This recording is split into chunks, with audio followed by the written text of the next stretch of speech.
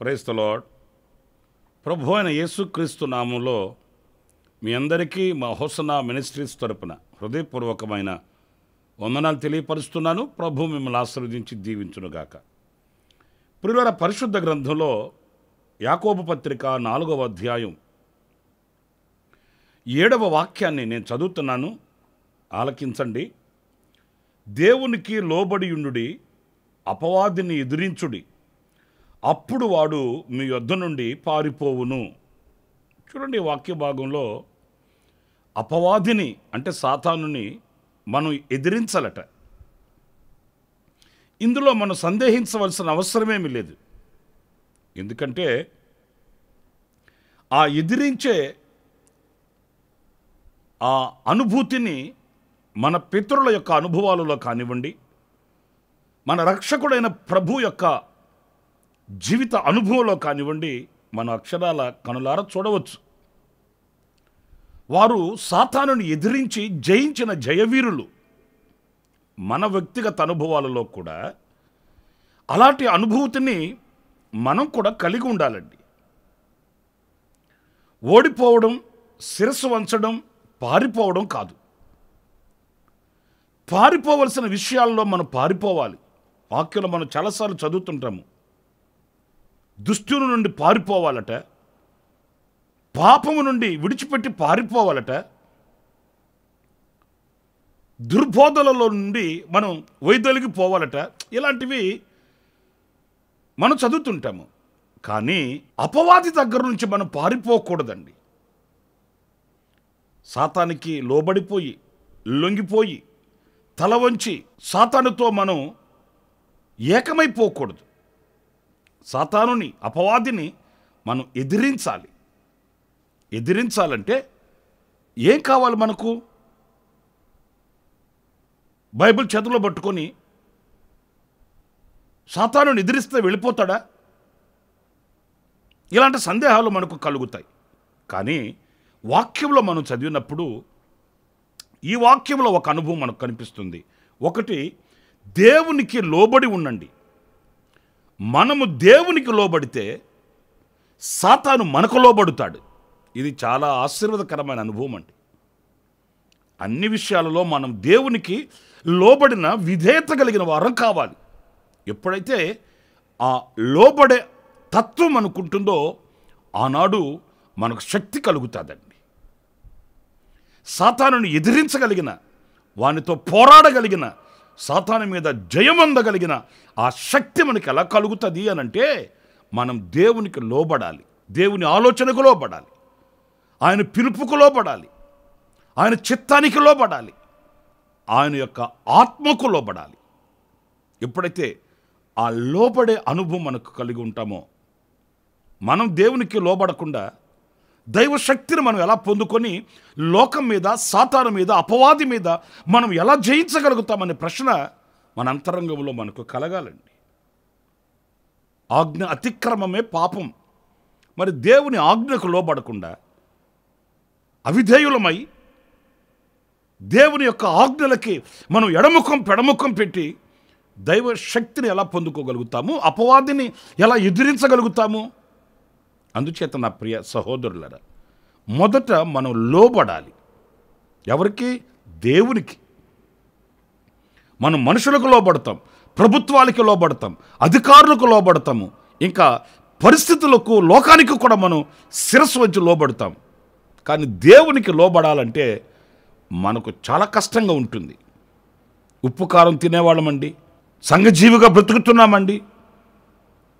కనుక దేవునికి లోబడి అంత ప్రతిష్ఠితతో బ్రతకాలంటే ఎలా కుదురుతుందండి? అలా అనుకుంటాము. కానీ ఎవరైతే ఆయన దగ్గర శిరస్సు వంచి ఆయన సంకల్పానికి, చిత్తానికి, ప్రణాళికకు తల వంచి లోబడగలుగుతారో వారు మాత్రమే సాతానుని ఎదిరించగలుగుతాడు. అతను ఆ అపవాదిని ఎదిరించి జయించగలుగుతాడు. ఇక మరొక విషయం కూడా నేను మీతో చెప్తాను. ఎఫెసీ సంఘానికి పరిశుద్ధుడైన పౌలు రాసిన పత్రిక 6వ అధ్యాయం 10-11 వాక్యాలు నేను చదువుతున్నానండి. ప్రభు యొక్క మహాశక్తిని బట్టి ఆయన యందు బలవంతులై ఉండుడి, మీరు అపవాది తంత్రములను ఎదిరించుటకు శక్తి గలవారగునట్లు దేవుడిచ్చు సర్వాంగ కవచమును ధరించుకొనుడి. ఇక్కడ మనం గమనిస్తే బలవంతులమై ఉండాలట. ప్రియులారా, ఇక్కడ మనం స్పష్టంగా గమనించవలసింది ఏంటంటే, వాని తంత్రములను ఎదిరించుటకు క్రీస్తు యొక్క శక్తిని బట్టి మనం బలవంతులమై ఉండాలి. ధనబలం ఉంటుంది, భుజబలం ఉంటుంది, జనబలం ఉంటుంది, కానీ దైవ బలం ఉంటుందా? ఈ లోకంలో మనం బ్రతకాలంటే ఈ బలం ఉంటే చాలండి. ఏది? భుజబలము, జనబలము, ధనబలము, ఇవి ఉంటే మనం బ్రతుకుతాము. కానీ దేవుని బలము కలిగిన వ్యక్తి బ్రతకడం కాదు, సాతానును ఎదురిస్తూ బ్రతుకుతాడు, సాతానును జయిస్తూ బ్రతుకుతాడు.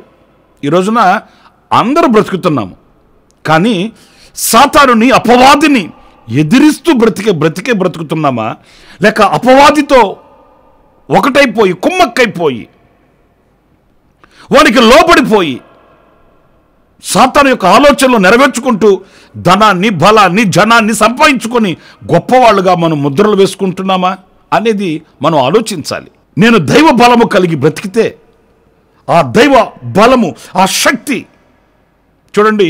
పరిశుద్ధుడైన పౌలు తిమోతికి రాసిన 2వ పత్రికలో చక్కటి మాట రాశాడు.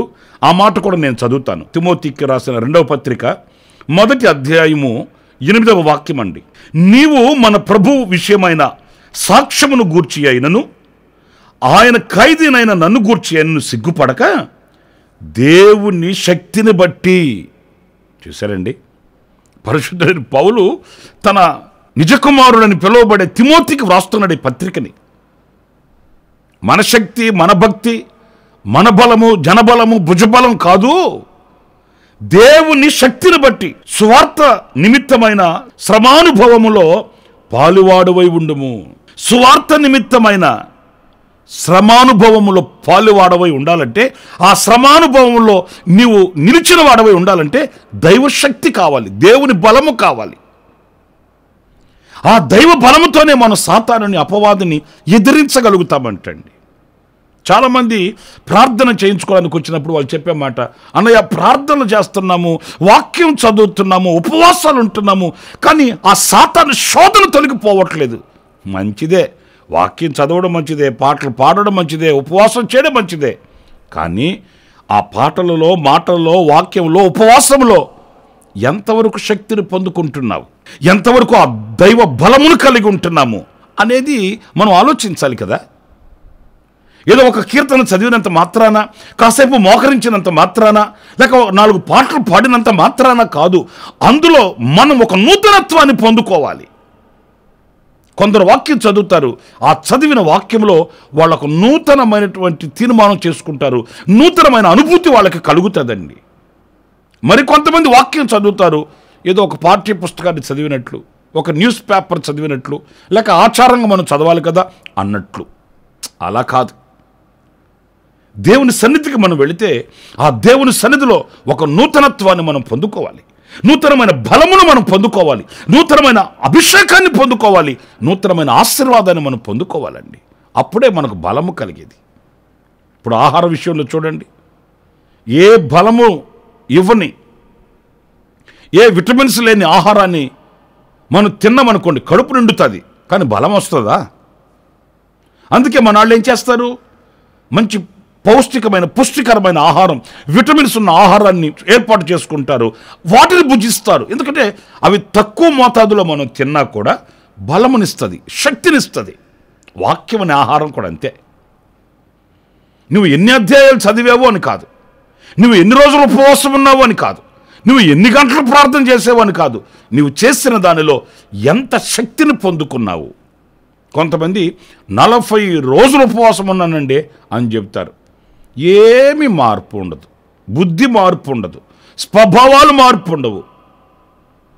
40 రోజులు ఉపవాసం మంచిదే, కాదనట్లేదు, తప్పని ఎవరు అనట్లేదు.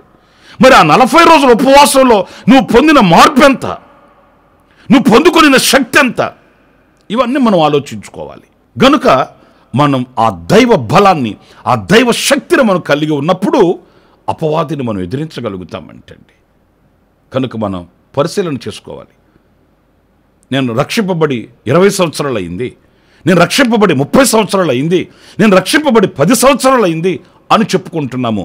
ఈ 10 సంవత్సరాలలో, 20 సంవత్సరాలలో, ఈ 30 సంవత్సరాలలో నేను ఎంత శక్తి కలిగిన వాడనై, ఎంత దైవ బలము కలిగి ఉన్నాను అనేది మనం పరిశీలించుకోవలసిన ఆవశ్యకత ఎంతైనా మన భుజస్కంధాల మీద ఉంది. ఆ శక్తి, ఆ బలము మనకున్నప్పుడే మనం అపవాదిని ఎదిరించగలుగుతాము. ఇంకొక మాట కూడా నేను మీకు జ్ఞాపకం చేస్తాను. పేతురు రాసిన మొదటి పత్రిక 5వ అధ్యాయం 8వ వాక్యాన్ని నేను చదువుతున్నానండి. నిభ్రమైన బుద్ధి గలవారై మెలకువగా ఉండుడి. మీ విరోధి అయిన అపవాది గర్జించు సింహము వలె ఎవరిని మృంగుదునా అని వెదుకుచూ తిరుగుచున్నాడు.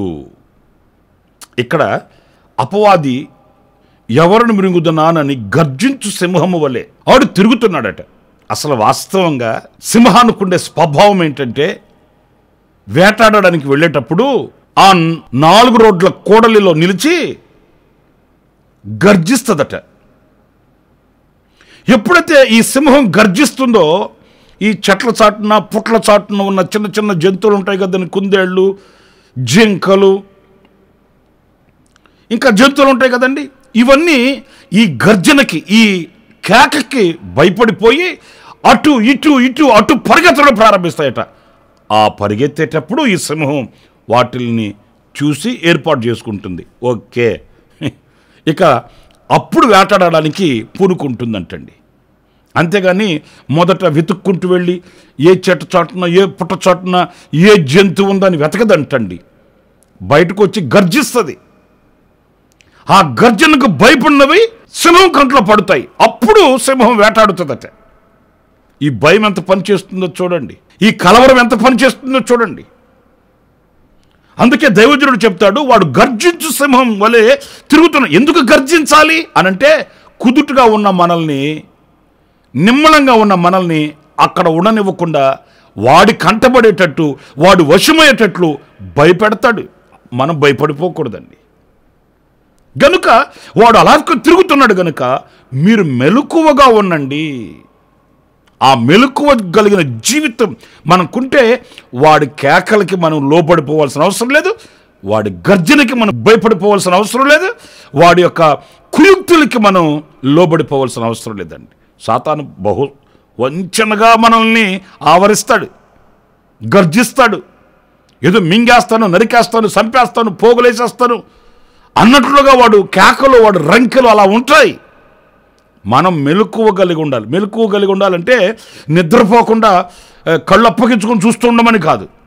ఇది ఎవడి గర్జన, ఇది ఎవడి స్వరం, వాడు ఏం చేయగలుగుతాడు, వాడుకున్న శక్తి ఏంటి, వాడుకున్న బలం ఏంటి, వాడుకున్న ఆలోచన ఏంటి, దేవుడు మనకిచ్చిన ఆలోచన ఏంటి, ఈ తారతమ్యాన్ని, ఈ వ్యత్యాసాన్ని మనం గుర్తించి మెలకువ కలిగి వివేచించగలిగిన వారమై మనం ప్రవర్తించినప్పుడే ఆ సాతానుని, అపవాదిని మనం ఎదిరించగలుగుతామండి. ఈరోజున చాలామందికి ఆ మెలకువ లేదండి. మీరు లూకాసు వార్త 21వ అధ్యాయం 34వ వాక్యంలో ఒక మాట చదువుతారండి. మీ హృదయములు ఒకవేళ తిండి వలనను, మత్తు వలనను, ఐహిక విచారముల వలనను మందముగా ఉన్నందున ఆ దినము అకస్మాత్తుగా మీ మీదకి ఉరివచ్చినట్లు రాకుండా మీ విషయమై మీరు జాగ్రత్తగా ఉండుడి. చూసారండి, మన విషయమై మనం జాగ్రత్తగా ఉండాలట, మెలకువ కలిగి ఉండాలట. అంటే మంచి వివేకం కలిగిన వారమై సమస్తమును మనం ఆచితూచి గ్రహించాలి. అంతేగాని ప్రతిదానికి భయపడిపోయి, ప్రతిదానికి కంగారు పడిపోయి, ప్రతిదానికి చంచలమైన బుద్ధి కలిగిన వారమై మనం ప్రవర్తించకూడదండి, ప్రవర్తించకూడదు. వాక్యంలో మనం చదువుతాం, మీరు శోధనలలో ప్రవేశించుకున్నట్లు మెలకువ కలిగి ప్రార్థనలో ఉండమని ప్రభు చెప్పిన మాట. కనుక ఆ మెలకువ కలిగిన జీవితం మనకు కావాలి. కొందరు విశ్వాసులైన వాళ్ళ కుటుంబాల్లో జరిగే అనుభవాలు నాకు తెలుసండి. వాళ్ళు ఎలాంటి శోధన వచ్చినా, ఇరుకులు వచ్చినా, ఇబ్బందులు వచ్చినా కదల్చబడరు. ఎందుకు కదల్చబడరు అంటే వాళ్ళ నోట వినే సాక్ష్యం ఏంటంటే, ఈ శోధన, ఈ కష్టం, ఈ శ్రమ ఒకవేళ 10 రోజులు నిలిచినా వీటి వలన మాకు మేలే కలుగుతుంది, మేము శుద్ధ సువర్ణంగా మార్చబడతాము, ఇంకాస్త దేవునితో అత్యున్నతమైన సహవాసాన్ని ఏర్పరచుకున్న వాళ్ళం అవుతాము, దీనివల్ల మనకు కీడేమి కాదు కదా, అందుచేత సంతోషిస్తున్నాము ఈ శ్రమల యందు అని చెప్పే కుటుంబాలు నాకు తెలుసండి. వీటి వలన మాకు మేలు కలుగుతుంది, దేవునిలో బలపరచబడతాం, కన్నీళ్లతో ప్రార్థన చేసుకోగలుగుతాం, ఆధ్యాత్మికమైన శక్తిని పొందుకోగలుగుతాము. నిజమే, అలాంటి మెలకువ మనకుంటే ఎప్పుడు కృంగిపోము, ఎప్పుడు అలసిపోము. నా ప్రియ సహోదరులారా, ఆ రీతిగా సాతానుని సిగ్గుపరచగలుగుతాము. అలాంటి అనుభవం మనందరికీ కావాలి. 3 విషయాలను మీతో చెప్తూ వచ్చాను. ఎప్పుడు మనం అపవాదిని నిద్రించగలుగుతాము అనంటే, మొదట మనం దేవునికి లోబడాలి, 2 దేవుని శక్తి కలిగి ఉండాలి, 3 మెలకువ కలిగిన జీవితం కలిగి ఉండాలి. అప్పుడు మనం అపవాదిని ఎదిరించగలుగుతాము. అలాంటి కృప దేవుడు మనందరికీ అనుగ్రహించునుగాక. తలలు ఉంచండి, చిన్న ప్రార్థన. జీవాధిపతి అయిన ప్రభువా, మీకు వందనాలు నాయనా. మేము ఎలాగా ఈ లోకంలో బ్రతకాలనో, ఎలాంటి సాక్షులమై ఉండాలనో మీ లేఖనాలలో నుంచి కొన్ని విషయాలు మేము తెలుసుకోగలిగాము. ఆ రీతిగా మేము జీవించడానికి మీరు మాకు వివేకమును అనుగ్రహించి నడిపించమని, అపవాదిని ఎదిరించి మీకు లోబడి మీ శక్తి కలిగి మెలకువ కలిగి జీవించి అపవాదిని ఓడించి జయ జీవితంతో మిమ్మల్ని చేరుకునేటట్లు మాకు కావలసిన కృపను, బలమును, శక్తిని, అభిషేకమును మీరు అనుగ్రహించి నడిపించమని, ఈ ప్రార్థనలో ఏకీభవించిన ఒక్కొక్కరిని ఆశీర్వదించి దీవించమని, ఈ వాక్య ధ్యానముల వలన ప్రతిదినం కృపను పొందుకుంటూ అందరి కృపలో దాచబడిన వారమై ప్రభువా మీతో అడుగులు వేయడానికి సహాయం చేయమని మమ్మల్ని ఒక్కొక్కరిని మీ చేతులకు సమర్పించుకుంటూ యేసు నామములో ప్రార్థన చేసి వేడుకొనుచున్నాను తండ్రి. Amen, amen, amen. ప్రభు మిమ్మల్ని ఆశీర్వదించి దీవించునుగాక. ఈ దినమంతా విశేషమైన కృప నా దేవుడు మీకు అనుగ్రహించునుగాక. ఆమెన్. ప్రతి దినము ఈ అనుదిన కృపాను సందేశాల కొరకు, ఇంకా మరిన్ని ఆత్మ సంబంధమైన సందేశాల కొరకు ఈ మా యూట్యూబ్ ఛానల్ ని సబ్స్క్రైబ్ చేసుకోండి. Pastor Ramesh, ministries.